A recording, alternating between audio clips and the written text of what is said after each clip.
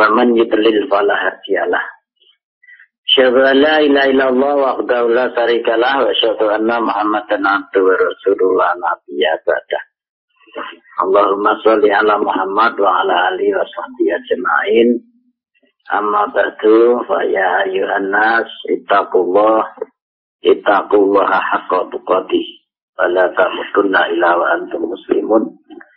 قال الله تعالى في القرآن الكريم أعوذ بالله من الشيطان الرجيم وما خلقت الجن والإنس إلا ليعبدون. وقال أيضا وإلهكم إله واحد لا إله إلا هو الرحمن الرحيم. Al-Baqarah ayat 162. Saudara-saudara kelompok pengajian di Korea, di Jepang, di Malaysia, dan lain sebagainya yang mengikuti siaran ini, mari terlebih dahulu kita baca dan bersyukur terhadap Allah Subhanahu wa Ta'ala, yang mana Allah telah memberikan karunia kepada kita sekalian yang begitu besar sekali. Dan pada kali ini kita sekalian bisa ditemukan lagi lewat udara ini. Maka untuk malam ini kami akan meneruskan untuk yang kemarin, yaitu akidah, meluruskan ketauhidan kita. Sebenarnya Allah Subhanahu wa Ta'ala menciptakan manusia untuk menjadi khalifah bumi, di muka bumi. Manusia diberi tugas oleh Allah untuk mengatur dunia, untuk kebaikan dunia yang diaturnya. Maka manusia harus membekali apa yang telah kami sampaikan di muka, yaitu untuk meluruskan niat kita, untuk meluruskan ketauhidan kita. Kita adalah merupakan hamba Allah.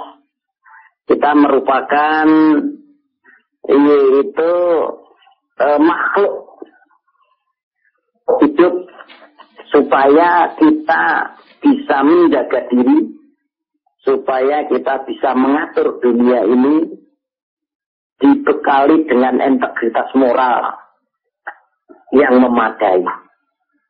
Maka untuk itu tiada lain supaya kita sekalian untuk benar-benar meluruskan niat kita, meluruskan hati kita untuk hanya menyembah kepada Allah Subhanahu wa Ta'ala. Maka di dalam surat An-Nahl di situ disebutkan, mari kita buka An-Nahl ayat 36.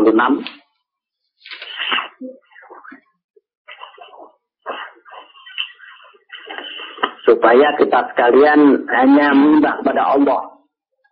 Jangan sampai kita sekalian untuk menyembah kepada selain Allah. Mari kita baca Quran surat An-Nahl nomor 116 ayat 36. A'udzu billahi minasyaitonir rajim.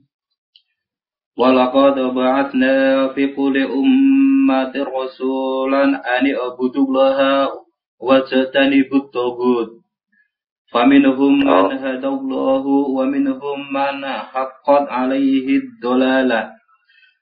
Fasiru fil ardi fanzuru kaifa kana akibatul mukadzibin.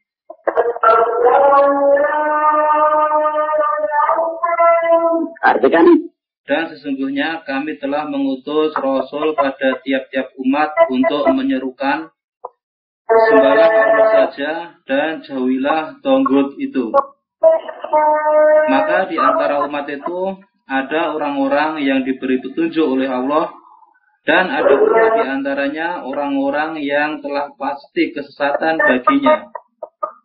Maka berjalanlah kamu di muka bumi dan perhatikanlah bagaimana kesudahan orang-orang yang mendustakan Rasul-Rasul. Jadi di dalam ayat itu, walaqad ba'atsna fi kulli ummatin rasulan an i'budullaha wa tajtanibut taghut.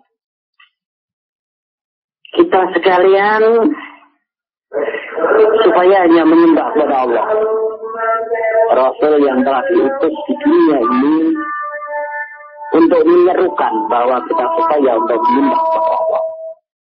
Sebab apa yang kita lakukan, apa yang kita kerjakan, ini selalu Allah akan melihat pada kita sekalian.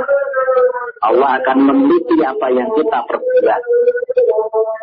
Maka untuk itu hanya Allah sajalah yang harus kita sembah. Maka seperti juga Allah berfirman pada surat Az-Zariyat yang kami baca, A'udzu billahi minasyaitonir rajim. Bisa dibuka yaitu Az-Zariyat ayat 56.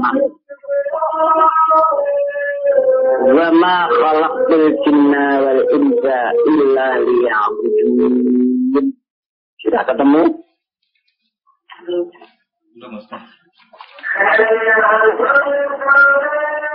Dan aku tidak menciptakan jin dan manusia, melainkan supaya mereka menyembahku. Ini surat Az-Zariyat. Maka dengan kita diciptakan oleh Allah hanya supaya untuk menghambakan diri kepadanya. Supaya kita hanya untuk disuruh menyembah kepada Allah. Jangan sampai seperti dalam surat An-Nahl ini, itu jauhilah tauhid. Jangan sampai kita sekalian untuk menghambakan diri ataukah berteman, ataukah kita sekalian untuk mendekati daripada tauhid itu. Tauhid adalah segala sesuatu yang akan membawa ke jauh dari Allah. Maka dengan adanya itu, komitmen kita untuk menghambakan diri kepada Allah itu telah disegarkan setiap saat, setiap waktu. Bahkan sehari semalam ada 5 waktu, 5 kali. Terdiri daripada 17 kali sehari semalam. Kita dalam sholat 5 waktu itu, kita adalah membaca Iyyaka na'budu wa iyyaka nasta'in. Ini. Maka dengan kita membaca Iyyaka na'budu wa iyyaka nasta'in, hanya kepadamu lah kami menyembah dan hanya kepadamu lah kami minta atau mohon pertolongan. Ya seharusnya orang yang mendirikan sholat menyadari bahwa dirinya hanyalah seorang hamba. Maka wajar kalau dirinya selalu memperbarui kemurnian menghambakan diri kepada Allah SWT. Maka dalam tafsir kita, ada tafsir yang telah diterbitkan oleh MTA dalam mentafsirkan Iyyaka na'budu wa iyyaka nasta'in di situ merupakan yaitu Iyyaka na'budu, supaya kita beribadah menyembah kepada Allah, ibadah yang sah ya, di dalam tafsirnya di situ. Ibadah yang sah dan benar harus mempunyai tanda dalam memperbaiki budi pekerti dan mendidik diri. Ini maka apabila kita untuk ketuhanan atau akidah mesti berisi daripada akhlak, berisi daripada ibadah. Kami teruskan.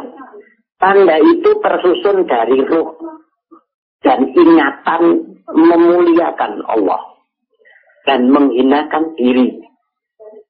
Maka apabila kelihatannya beribadah tetapi sunyi dari makna yang demikian, itu bukanlah ibadah. Perhatikan itu.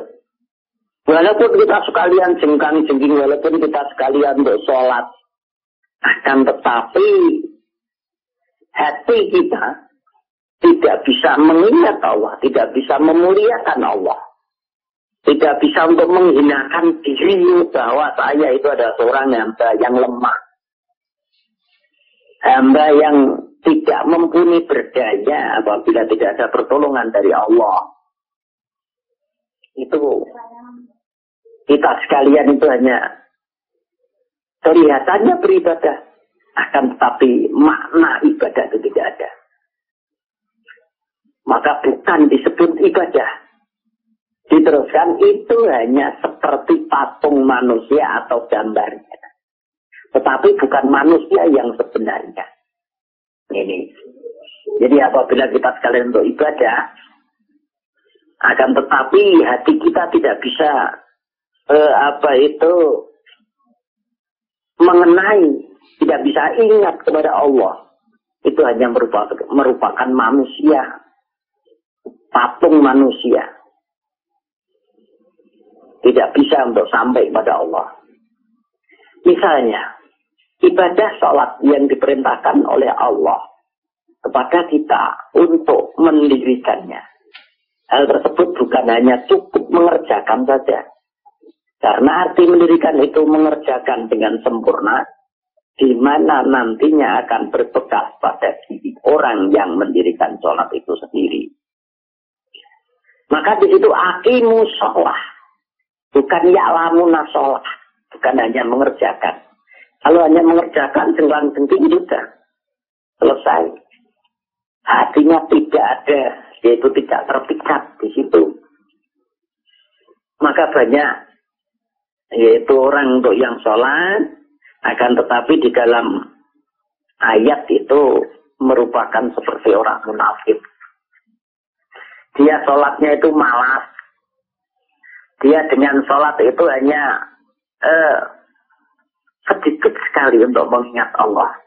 Coba dilihat dalam surat An-Nisa itu. 42 benar tadi. Kita cari An-Nisa 142.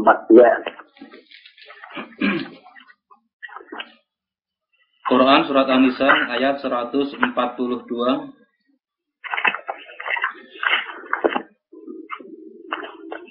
Innal munafiqina yukhadi'una Allah wa huwa khadi'uhum wa idza qamu ila sholati qamu kusala yura'una an-nasa wa la yadhkuruna Allah illa qalila.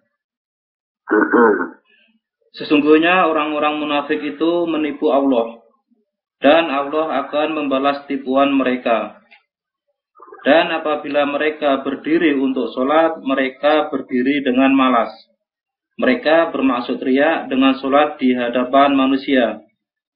Dan tidaklah mereka menyebut Allah kecuali sedikit sekali. Iya, itu. Apa kita akan seperti itu? Disebutkan di situ yaitu orang munafik.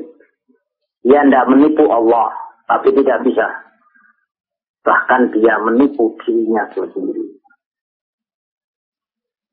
Apabila dia berdiri untuk sholat, kusala, malas. Bagaimana kita sekalian? Mari kita kembalikan, kita koreksi pada diri kita masing-masing. Bagaimana apabila kita untuk sholat? Sudahkah sambung hati kita? Sudahkah sambung daripada pikiran kita kepada Allah?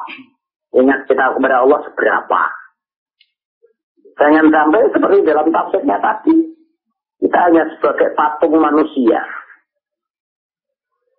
Kelihatannya beribadah, akan tetapi dia ingatannya, dia dalam hatinya itu tidak ada sambung pada Allah. Maka itu bukan disebut daripada ibadah. Bukan disebut ya udah iyyaka na'budu. Maka untuk itu mari dalam sholat itu benar-benar supaya betul-betul kita untuk hanya kepada Allah lah. Sebab disebutkan wala yadhkuruna wa illa qalil. Dia itu tidak mengingat Allah kecuali hanya sedikit. Mengingatnya Allah hanya sedikit dan bahkan ingat pada yang lain. Kadang-kadang kita akan mencari apa sholat, kita akan teringat. Ini. Maka untuk itu, mari kita hidup kita ini di dalam kita sholat supaya benar-benar bagaimana hati kita bisa benar-benar itu dekat kepada Allah. Benar-benar kita untuk mengingat Allah dengan sebenar-benarnya. Allah menguasai hati manusia dan berkuasa membalikkan. Ini harus kita ingat. Allah itu menguasai hati kita. Bahkan di dalam ayat disebutkan Allah itu amat dekat sekali dengan kita. Dekat, surat Qaf itu ayat 16 itu. Itu sangat dekat sekali. Dan apa yang kita bisikkan, apa yang tergores di dalam hati, itu Allah akan mengetahui semuanya. Ya, kami teruskan untuk karena Allah itu akan membolak-balikkan hati kita. Seperti dalam surat Shaf itu Allah adalah lebih dekat daripada kita, lebih dekat daripada urat leher kita. Maka dengan Allah, hati kita yang terbolak-balik, ini maka kita dianjurkan untuk selalu untuk berdoa. Ya muqallibal qulub, sabit qalbi ala dinik. Ya Allah yang membolak-balikkan hati, tetapkanlah hati saya ini tetap dalam agamamu ini. Maka kita supaya untuk berdoa kepada Allah untuk selalu, yaitu Allah yang membolak-balikkan hati. Ini akan hati kita tetap pada agama Allah. Tanpa campur tangan Allah, tidak mungkin manusia bisa menjaga kelurusan dalam menghambakan diri kepadanya. Jadi ingatkan 17 kali sehari semalam tadi, masih banyak manusia yang berbelok-belok, berbengkok-bengkok, kesana kemari, bahkan berbalik arah dari penghambaan diri kepada Allah, akan tidak menghambakan diri kepada Allah. Ini hati kita. Maka seperti hadis yang lalu kami sampaikan, yaitu ittaqillaha ma ka'aituma kunta. Bertakwalah kamu sekalian kepada Allah di mana saja kamu berada ini. Supaya hati kita selalu untuk bertakwa kepada Allah. Untuk selalu hati kita sambungkan kepada Allah. Nih. Apalagi kalau tidak diingatkan. Manusia seharusnya juga menyadari bahwa dirinya itu amat lemah. Dirinya sangat lemah sekali manusia itu. Tanpa mendapatkan pertolongan dari Allah, adalah manusia itu tidak berdaya. Maka wajar kalau diri kita selalu minta pertolongan kepada Allah. Harusnya selalu minta pertolongan kepada Allah. La haula wa la quwwata illa billah. Tidak ada daya kekuatan kecuali berita pada Allah. Maka apabila kita memohon pertolongan itu hanya kepada Allah. Maka di dalam surat Al-Fatihah ayat 5 diteruskan wa iyyaka nasta'in, dan hanya kepadamu ya Allah kami mohon pertolongan. Jangan sampai kita sekalian untuk mohon pertolongan kepada selain Allah, tapi mohonlah pertolongan hanya kepada Allah. Kalau kita mohon pertolongan kepada selain Allah, merupakan yaitu mencari pertolongan kepada rumah labah-labah. Padahal rumah labah-labah itu sangat rawan sekali. Kena angin saja hilang. Maka apabila kita minta pertolongan hanya kepada Allah, jangan kepada selain Allah. Coba mari kita tengok ayatnya. Kalau minta pertolongan kepada selain Allah. Dalam surat An-Kabut 41 sampai 43 enggak baru. Masalul ladzina ittakhadhu min dunillahi awliya'a kamathalil ankabut ittaqadat baitan inna awhanal buyuti labaitul mankabut law kanu ya'lamun inna allaha ya'lamu ma yad'una min dunihi min syai' wa huwal azizul hakim wa tilkal amsalu nadribuha linnas wa ma yaqiluha ilal alimun. Oke, mari jadikan ayat 41. Perumpamaan orang-orang yang mengambil pelindung-pelindung selain Allah adalah seperti laba-laba yang membuat rumah. Dan sesungguhnya rumah yang paling lemah ialah rumah laba-laba kalau mereka mengetahui. Iya, ini mari kita pahami, kita renungkan di dalam hati kita. Kalau kita mencari perlindungan selain Allah, ibaratnya yaitu mencari perlindungan ke laba-laba. Sama saling angkat. Seperti perumpamaan mencari perlindungan yaitu kepada laba-laba. Bagaimana laba-laba? Rumahnya sangat lapuk sekali. Kena angin itu saja bisa rusak semuanya. Apalagi kena benda. Ini ibaratnya apabila kita waria karena saing itu kepada selain Allah. Contohnya banyak sekali. Mungkin panjenengan yaitu yang mungkin sampai ke negeri orang itu akan itu kalau orang awam ya itu untuk mencari di sana kekuatan di sana mencari supaya orang bisa dekat dengan Anda hal-hal demikian itu sangat lemah sekali. Itu namanya bukan hanya memohon pertolongan hanya kepada Allah, tapi kepada selain Allah. Itu merupakan yaitu minta perlindungan kepada selain Allah. Padahal rumah laba-laba itu sangat lemah. Sangat lemah sekali. Maka jangan sampai kita sekalian untuk mohon ataukah untuk mohon pertolongan kepada selain Allah. Jangan sampai. Artinya terusnya. Ayat 42. Sesungguhnya Allah mengetahui apa saja yang mereka seru selain Allah.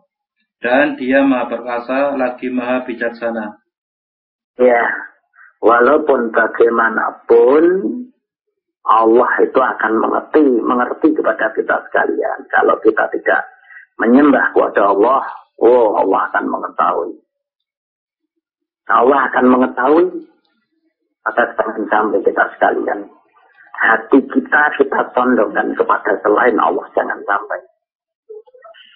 Maka perlunya kita untuk mencari ilmu, perlunya kita ngaji, perlunya kita itu untuk mengerti Al-Quran. Diteruskan 43-nya.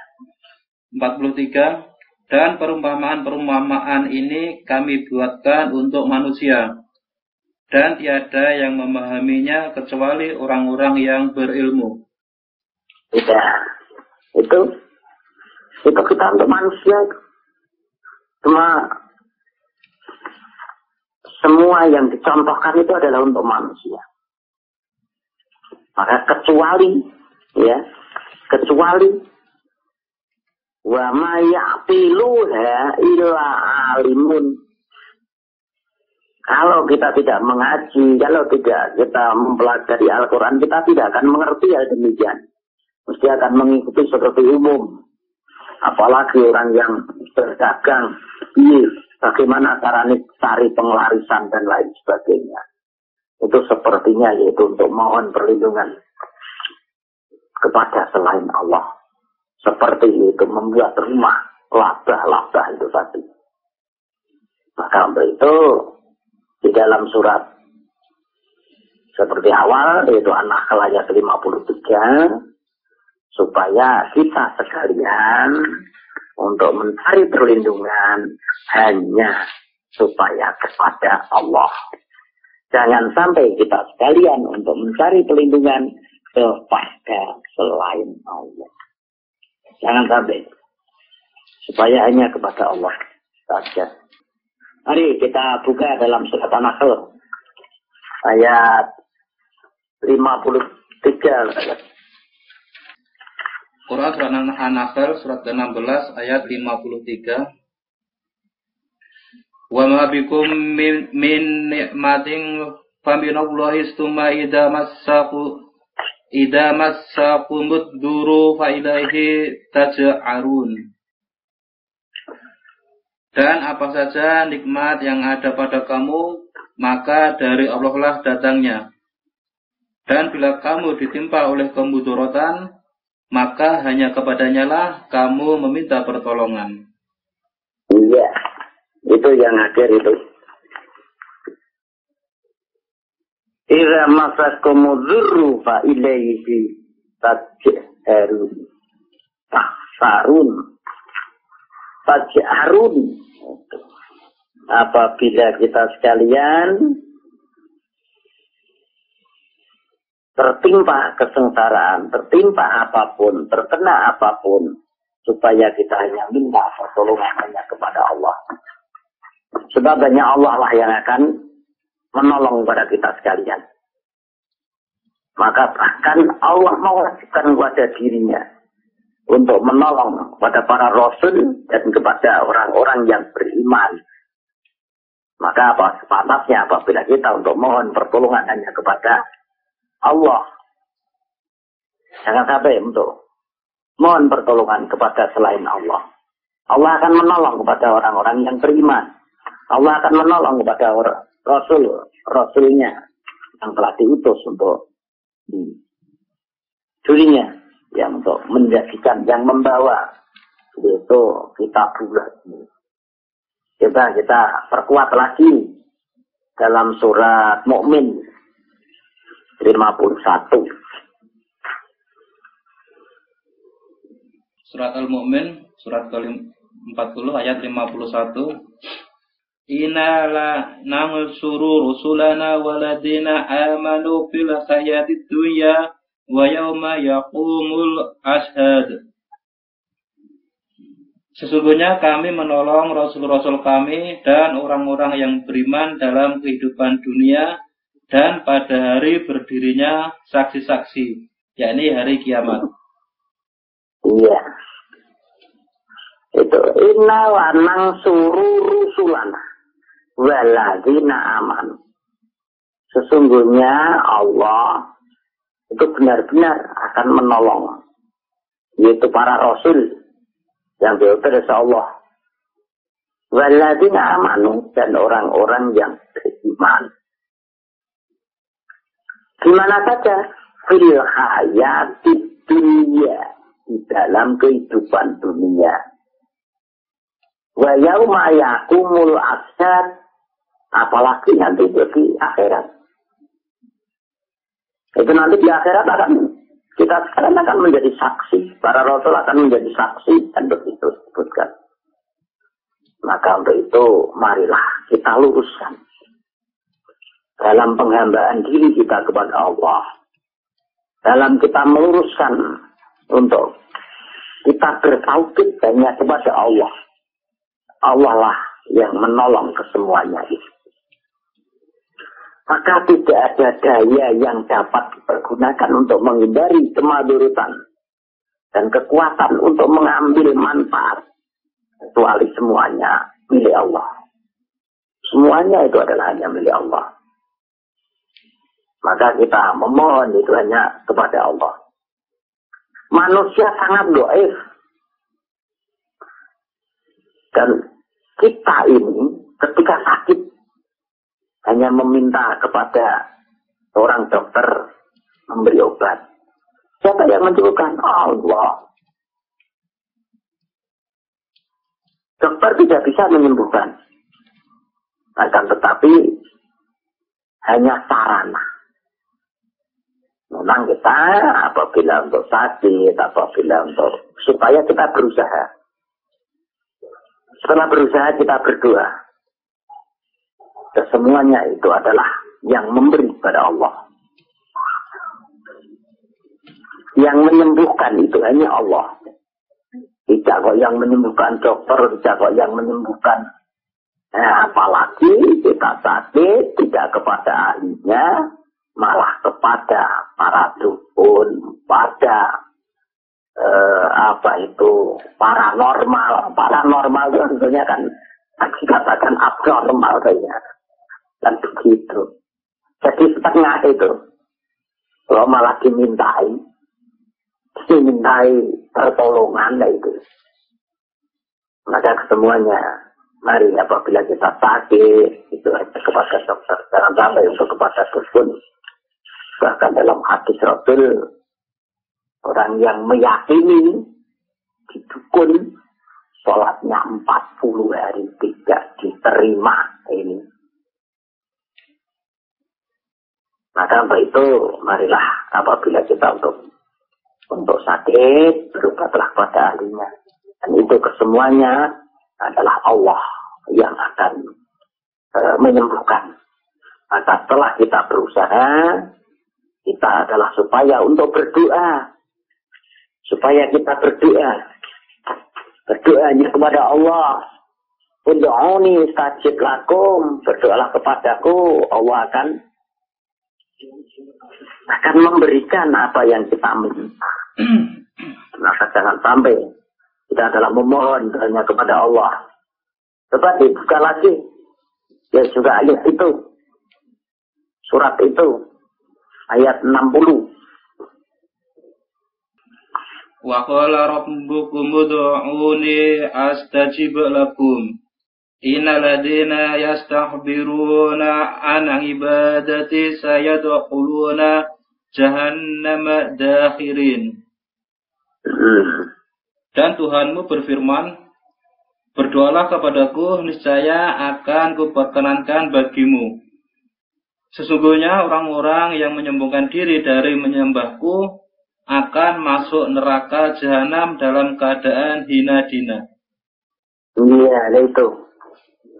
Seperti lagi, Allah itu sangat dekat apabila akan meminta, akan dikabulkan. Itu dalam surat Al-Baqarah, surat awal. 100 berapa itu setelah puasa itu? 186 kalau tak keliru.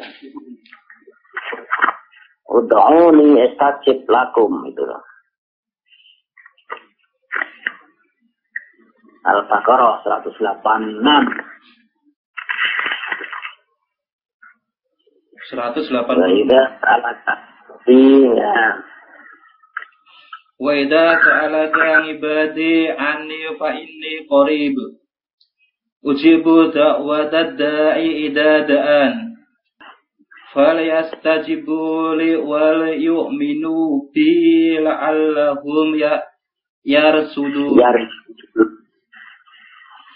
Dan apabila hamba-hambaku bertanya kepadamu tentang aku, maka jawablah bahwasanya aku adalah dekat. Aku mengabulkan permohonan orang yang berdoa apabila ia memohon kepadaku.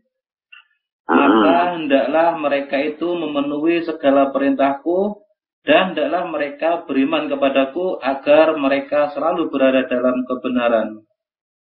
Iya. Ujibu da'watad da'i idza da'ani falyastajibu li wal yu'minu bi la'allahum yarshudun.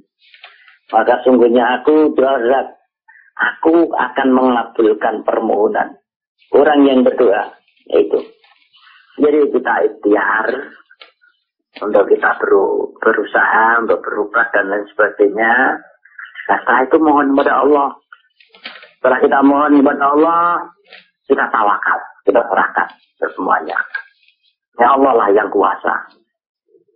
Maka untuk itu, marilah apa yang telah kita yakini ini, supaya betul-betul kita luruskan ketauhidan kita kepada Allah yang Maha Pemurah.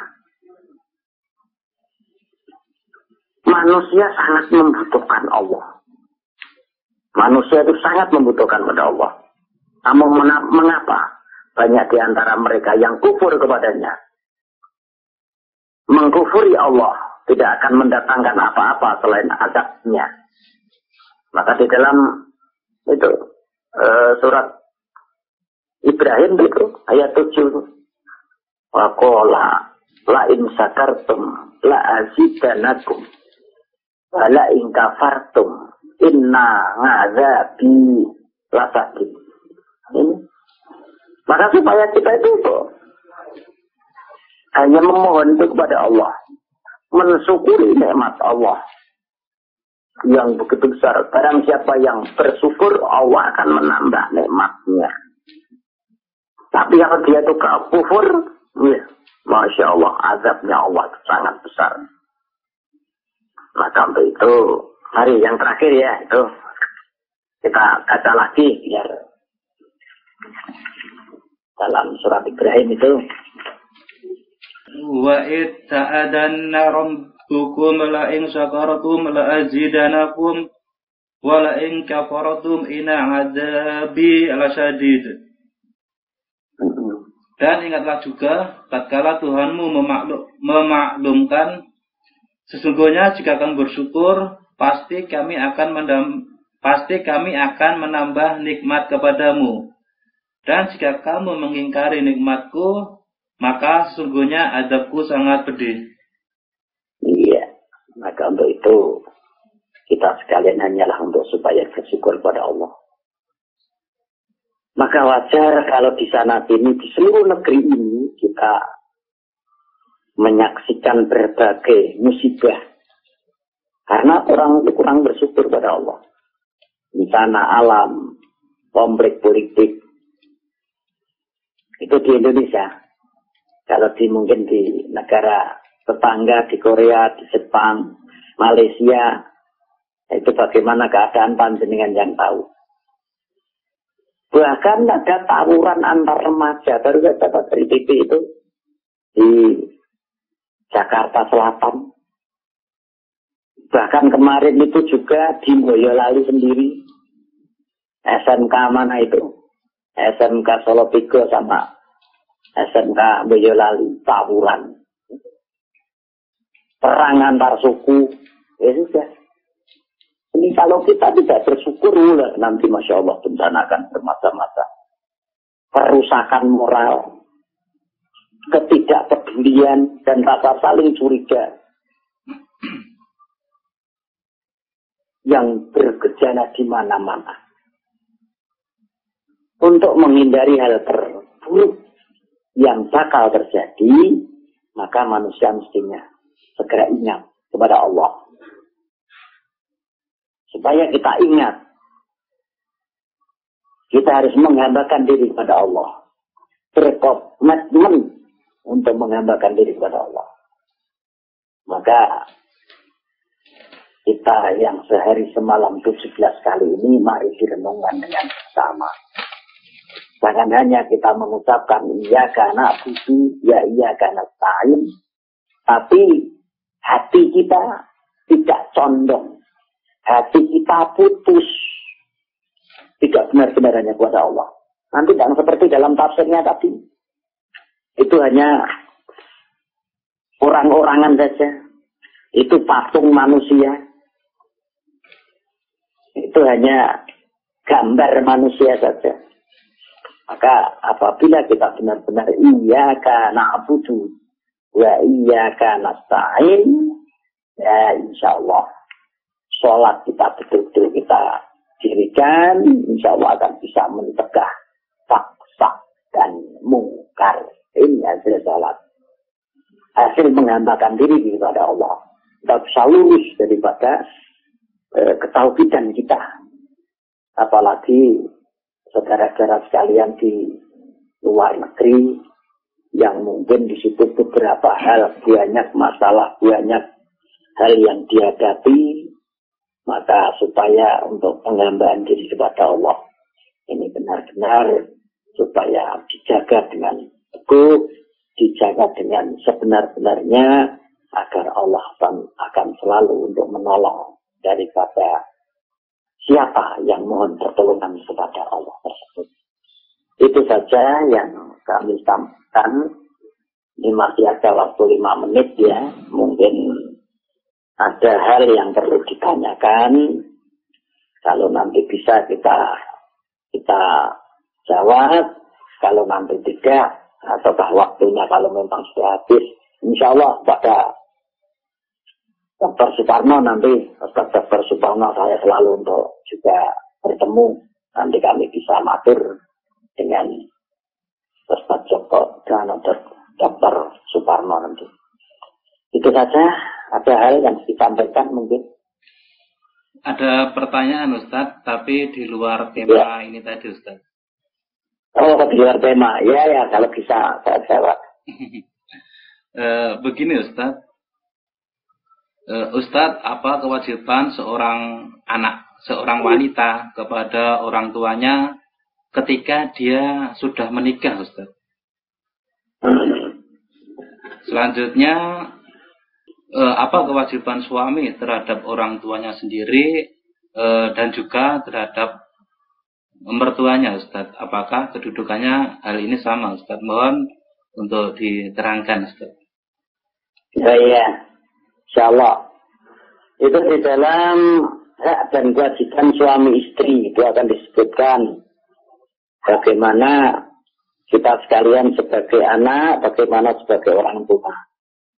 Yang pertama yaitu seorang wanita setelah menikah. Seorang anak wanita setelah menikah itu yang harus dihormati adalah suami. Sudah putus terhadap orang tuanya sendiri. Ya. Jadi, buktinya itu kepada suami. Akan tetapi kalau si anak laki-laki ini sudah menikah tetap itu kepada orang tuanya, maka si istri itu akan berbakti mengikuti daripada suaminya kepada mertua tadi. Nah, kalau seorang laki-laki terhadap mertua, kalau orang itu mengerti tetap untuk berbuat baik kepada mertua. Sebab seorang mertua kan yang memberikan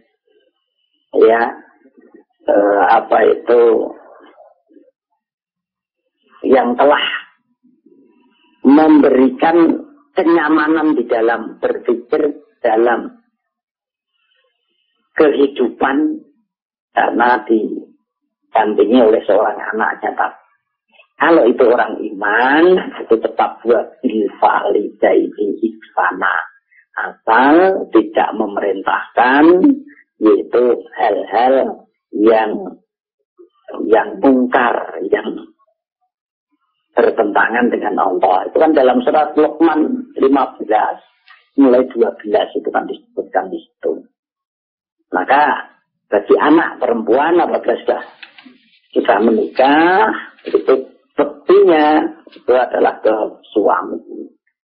Dan seorang laki-laki walaupun sudah menikah, buktinya tetap kepada orang tuanya sendiri. Itu sampai nanti mati. Sampai orang tua itu mati, yaitu tetap buktinya tetap kepada mertua, ya. Kepada seorang laki-laki kepada mertua, insya Allah kalau kita orang ngaji itu akan tetap untuk dijaga. Apalagi itu mertua, apalagi orang lain saja supaya kita berbuat baik. Apalagi di situ wabil walidaini ihsana, supaya kepada kedua orang tua untuk berbuat baik. Itu antara lain, itu masya Allah kalau kita bukakan hadisnya nanti 1 jam lagi itu. Itu saya ada itu. Hal demikian itu kami sampaikan di cabang-cabang di Semarang, di mana itu Lembah 2 itu di temu Boyolali ya, itu pernah kami sampaikan itu. Begitu mungkin bisa diterima. Insya Allah bisa diterima, Ustaz. Maaf Ustaz, ini masih ada pertanyaan lagi. Bila Ustaz masih berkenan untuk menjawabnya, Ustaz. Insya Allah silakan. Ustaz mohon diterangkan Quran surat Al-Muzammil surat ke-73 ayat 5, Ustaz. Oh iya. Kita mari, walaupun tafsirnya belum sampai di situ. Iya, Ustaz. Tafsirnya ini baru sampai di surat Sabah. Quran surat Muzammil ayat ke-5, Ustaz. Ya. Inna sanulki alaika qalan tsaqila. Sesungguhnya kami akan menurunkan kepadamu perkataan yang berat.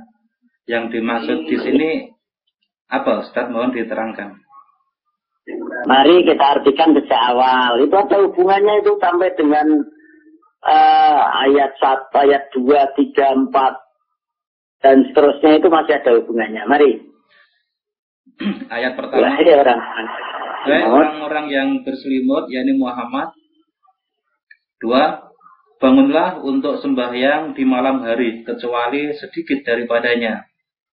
3. Yaitu seperduanya atau kurangilah dari seperdua itu sedikit.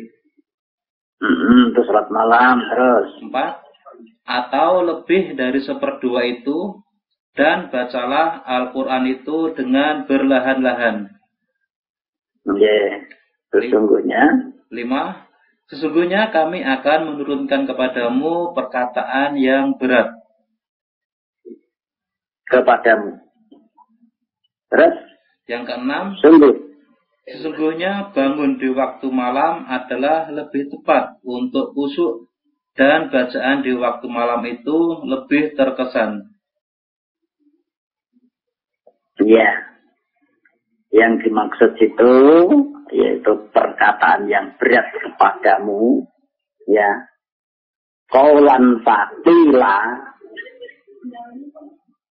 Di situ itu ya juga perbuatan itu loh. Kalau kita sekalian untuk bisa melaksanakan daripada sholat malam dengan tertib, dengan baik, ya. Itulah menurunkan Allah itu menurunkan suatu kebaikan kepada seseorang itu. Itu merupakan perkataan yang berat kepadamu. Nah itu. Maka untuk sholat malam ini untuk Rasulullah itu merupakan wajib. Sholat malam itu untuk Rasulullah itu adalah wajib. Maka itu antara lain. Nanti bisa untuk kita korek lagi. Untuk hal-hal ini, insya Allah yang dimaksud perkataan yang berat itu adalah untuk melaksanakan daripada sholat-sholat itu. Ada hubungannya dari di atas dan di bawahnya itu. Itu tentang sholat malam. Sholat sepertiga malam itu kan kalau kita tidak bisa memerangi hawa nafsu, itu sangat berat sekali. Itu antara lain. Ya, terima kasih Ustaz. Masih ada satu pertanyaan lagi Ustaz. Iya, mari. Ustaz, apakah boleh ketika sholat membayangkan Ka'bah di depannya? Karena pengen khusyuk agar tidak terbayang yang lain Ustaz. Oh iya. Kalau kita sholat seperti ihsan itu loh.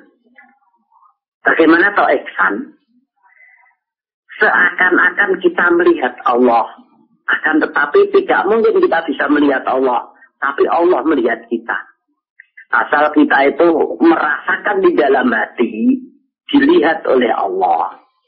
Itu insya Allah kita segala sesuatu ucapan kita, gerak-gerik kita, sholat kita, itu benar-benar kita condongkan pada Allah. Maka perlunya kita sekalian mengerti arti ataukah maksud daripada yang kita baca. Terutama Al-Fatihah yang selalu dibaca. Dari kelompok-kelompok kami di sini untuk bacaan sholat, itu dalam kelompok kami suruh untuk bacaan sholat itu dengan artinya. Dia dalam sholat itu tidak terbayang ke sana kemari. Apabila akan terbayang, kembalilah, oh ya saya sholat. Maka saya harus tunduk patuh, saya harus ingat hanya kepada Allah. Kan begitu. Ya, kita hanya begitu. Kita hanya pada Allah sajalah. Jadi tidak mau terbayang Ka'bah. Tidak akan, tapi kita terbayang pada Allah. Jangan sampai banyak terbayang kepada Ka'bah bagaimana. Ka'bah itu hanya demikian itu, hitam. Alhamdulillah tahun kemarin saja ziarah ataukah saya sudah ibadah haji, hanya demikian itu. Dan di sana memang setiap itu akan selalu banyak orang yang sa'i, katanya di luar haji pun akan penuh dengan orang yang tawaf untuk di sana. Itu antara lain demikian dalam kita sholat. Ya Ustaz, terima kasih waktunya. Maaf ini agak sedikit melonjak waktunya Ustaz. Iya, tidak apa-apa. Ya, alhamdulillah itu yang dapat kami sampaikan. Semoga bisa menambah daripada pengetahuan Bapak dan Saudara dan bisa lebih mendekatkan diri kepada Allah.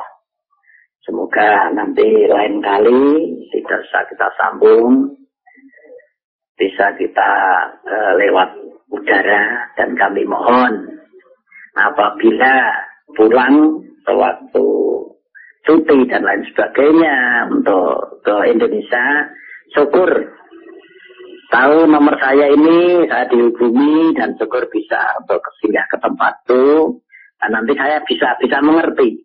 Saya pernah untuk menerima, kok belum pernah untuk melihat. Dan saya memberikan, kok belum pernah untuk melihat. Paling-paling hanya Mas Mardi itu ya hanya beberapa saat kemarin itu. Itu saja. Mari pengajian kita malam hari ini kita akhiri. Alhamdulillah. Sekian bila itu. Assalamualaikum warahmatullahi wabarakatuh.